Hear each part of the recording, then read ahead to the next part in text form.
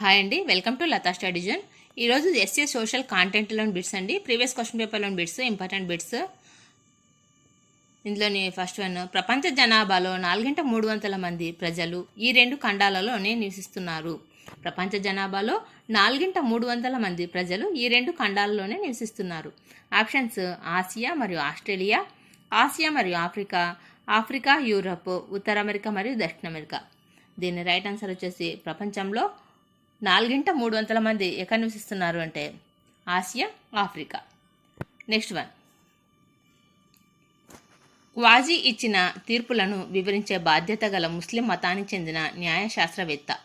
Quasi ఇచ్చిన తీర్పులను వివరించే బాధ్యత గల ముస్లిం మతానికి చెందిన న్యాయ శాస్త్రవేత్త. ఆప్షన్స్ అలీం, ఇమాం, ముఫ్తీ, ముల్లా. న్యాయశాస్త్రవేత్త ముస్లిం మతానికి చెందిన న్యాయశాస్త్రవేత్తని ఏమంటారు అని అంటే దీనికి రైట్ ఆన్సర్ వచ్చేసి ముఫ్తీ. నెక్స్ట్ వన్,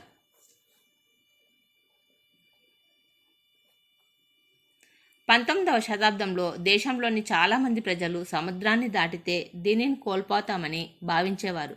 19వ శతాబ్దంలో దేశంలోని చాలామంది ప్రజలు సముద్రాన్ని దాటితే దీనిని కోల్పోతామని భావించేవారు. ఆప్షన్స్ జీవితాలు, మాతృభూమి, పౌరసత్వం, మతము మరియు కులము. సముద్రం దాటితే దేన్ని కోల్పోతామని అనుకునేవారంట అప్పట్లో, మతము మరియు కులము. Option 4 is right answer. Next one,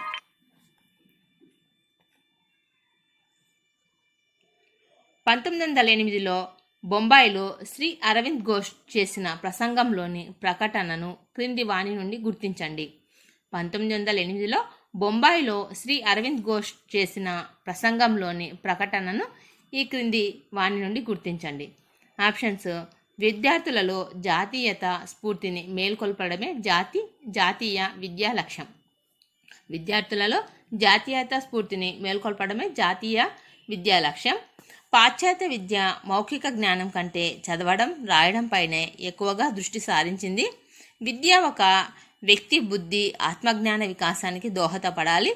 ఇంగ్లీష్లో విద్య భారతీయులను వారి మాతృభూమిలోనే పరాయి వారిగా చేసింది. దీనిలో అరవింద్ ఘోష్ గారు చెప్పిన మాటలు ఏవి అంటే దీని రైట్ ఆన్సర్ వచ్చేసి ఫస్ట్ వన్, విద్యార్థులలో జాతీయ స్ఫూర్తిని మేల్కొల్పడమే జాతీయ విద్యా లక్ష్యం. విద్యార్థులలో జాతీయ స్ఫూర్తిని మేల్కొల్పడమే జాతీయ విద్యా లక్ష్యం. ఇది అరవింద్ ఘోష్ గారు చెప్పిన మాట. నెక్స్ట్ వన్, అంబేద్కర్ 3 ఆలయ ప్రవేశ ఉద్యమాలను చేపట్టిన కాలం.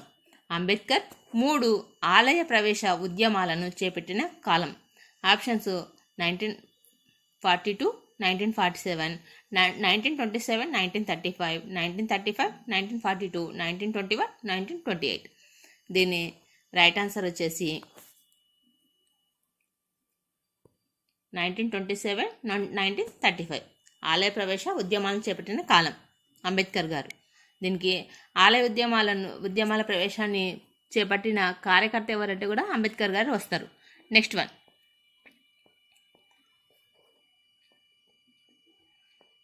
ఆర్థిక సామాజిక సంస్కరణల కొరకు మరియు ప్రజలలో పేదరికాన్ని తగ్గించడానికి సహాయపడేందుకు రూపొందించిన విభాగం. ఆర్థిక సామాజిక సంస్కరణల కొరకు మరియు ప్రజలలో పేదరికాన్ని తగ్గించడానికి సహాయపడేందుకు రూపొందించిన విభాగము. ఆప్షన్స్ ప్రాథమిక హక్కులు, రాజ్యాంగ సవరణలు, ఆదేశిక సూత్రాలు, ప్రాథమిక విధులు. దీని రైట్ ఆన్సర్ వచ్చేసి ఆదేశ సూత్రాలు.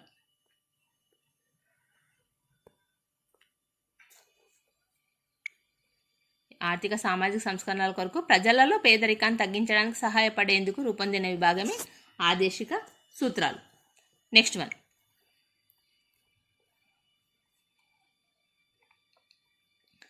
ఈ క్రింది వాణిలో కేంద్ర ప్రభుత్వానికి సంబంధించిన సరైన వాక్యాలను గుర్తించండి.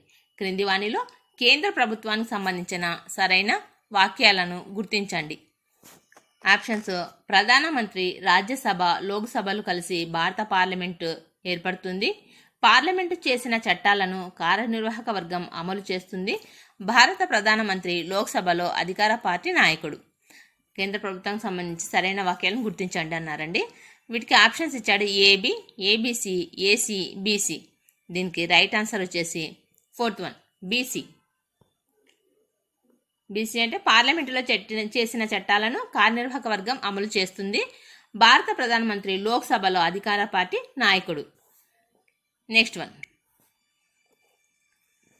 నేరానికి సంబంధించిన ఫిర్యాదులను పరిశోధించడం వీరి యొక్క ముఖ్యమైన విధి. నేరానికి సంబంధించిన ఫిర్యాదులను పరిశోధించడం వీరి యొక్క ముఖ్యమైన విధి.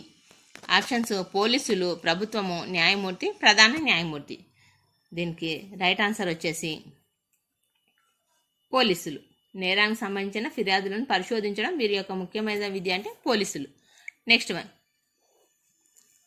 రాజ్యాంగంలోని ఈ అధికరణం ప్రకారం పేదరికం లేదా ఇతర కారణాల వల్ల న్యాయవాదిని నియమించుకోలేని ఏ పౌరుడికైనా ఆ సౌకర్యాన్ని ఏర్పాటు చేసే బాధ్యత ప్రభుత్వంపై ఉంది. రాజ్యాంగంలో ఈ అధికరణం ప్రకారం న్యాయవాదిని నియమించుకోలేని ఏ పౌరుడికైనా ఆ సౌకర్యాన్ని ఏర్పాటు చేసే బాధ్యత పౌరునికి ఏర్పాటు చేసే బాధ్యత ప్రభుత్వంపై ఉంది అంటే ఏ ఆర్టికల్ అంటే దీనికి రైట్ ఆన్సర్ వచ్చేసి ఆప్షన్స్ 21, 20, 31A, 39A, 43A అండి. దీనికి రైట్ ఆన్సర్ వచ్చేసి 39A. 39A అంటే దీని రాజ్యాంగంలో ఏ అధికారం ప్రకారమైన పేదరికం లేదా ఇతర కారణాల వల్ల న్యాయవాదిని నియమించుకోలేని ఏ పౌరుడైనా ఆ సౌకర్యాన్ని ఏర్పాటు చేసే బాధ్యత ప్రభుత్వంపై ఉంది. దీని right answer third one 39A is right answer. Next one, Wardha అనునది దీనికి ఉపనది. వార్దా అనునది దీనికి ఉపనది. ఆప్షన్స్ గంగా నది, నర్మదా నది, గోదావరి నది, కావేరి నది. దీని రైట్ ఆన్సర్ వచ్చేసి గోదావరి నది.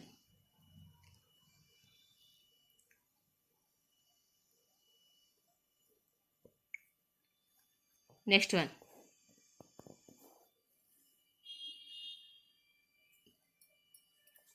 భారతదేశంలో ఫ్రెంచ్ విప్లవ ప్రాముఖ్యతను గురించి తెలియజేసిన వారు. భారతదేశంలో ఫ్రెంచ్ విప్లవ ప్రాముఖ్యతను గురించి తెలియజేసిన వారు.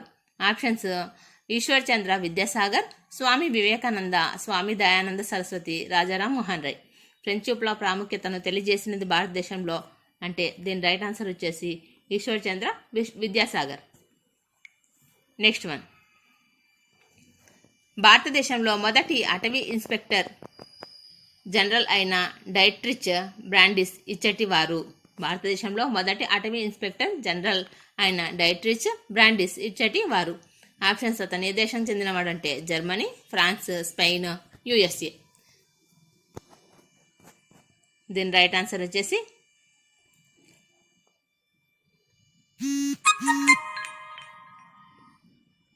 డైట్రిచ్ బ్రాండిస్, జర్మనీ దేశస్థుడు. భారతదేశంలో మొదటి అటవీ ఇన్స్పెక్టర్ జనరల్ అంటే ఇన్స్పెక్టర్ జనరల్ అంటే డైట్రిచ్ బ్రాండిస్. ఇతడు ఏ దేశం చెందినవాడు అంటే జర్మనీ దేశస్థుడు. నెక్స్ట్ వన్,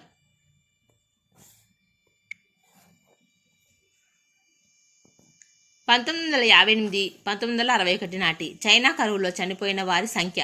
1958, 1961 మధ్య నాటి చైనా కరువులో చనిపోయిన వారి సంఖ్య. ఆప్షన్స్ 3 లక్షలు, 3 కోట్లు, 27 లక్షలు, 1.23 కోట్లు.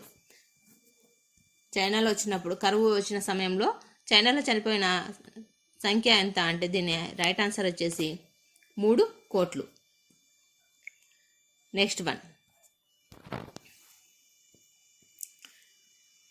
టెండూల్కర్ పద్ధతి ప్రకారం 2011-2012 సంవత్సరం నాటికి భారతదేశంలో పేదరిక శాతం. టెండూల్కర్ పద్ధతి ప్రకారం 2011-12 సంవత్సరం నాటికి భారతదేశంలో పేదరిక శాతం 11-12లో భారతదేశం యొక్క పేదరిక శాతం. ఆప్షన్స్ 37%, 45%, 22%, 30%. దీన్ని రైట్ ఆన్సర్ వచ్చేసి 22%. 2011-12లో దీన్ని ఎంత ఉంది మన దేశంలో భారతదేశంలో పేదరిక శాతం అంటే 22%. నెక్స్ట్ వన్, సింధు నది పరివాహక ప్రాంతంలో అధిక భాగం ఇచ్చట కలదు. సింధు నది పరివాహక ప్రాంతంలో అధిక భాగం ఇచ్చట కలదు. ఆప్షన్స్ భారతదేశం, ఆఫ్ఘనిస్తాన్, చైనా, పాకిస్తాన్. దీని రైట్ ఆన్సర్ వచ్చేసి పాకిస్తాన్. సింధు నది పరివాహక ప్రాంతంలో అధిక భాగం ఎక్కడుంది అంటే పాకిస్తాన్లో ఉంది. Next one,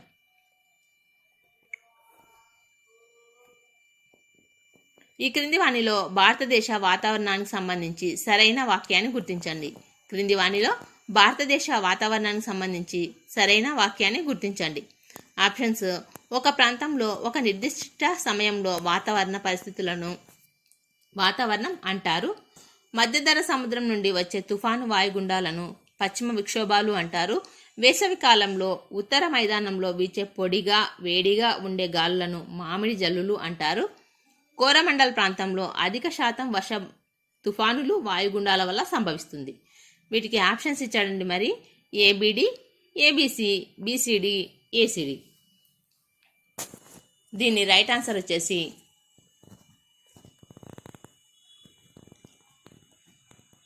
ABD.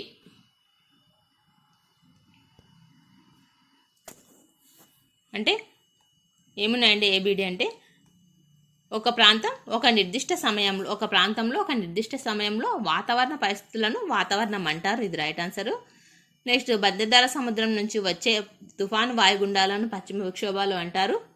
Next one, Coromandel ప్రాంతంలో అధిక శాతం వర్షం తుఫానులు వాయుగుండాల వల్ల సంభవిస్తుంది. ABD is right answer.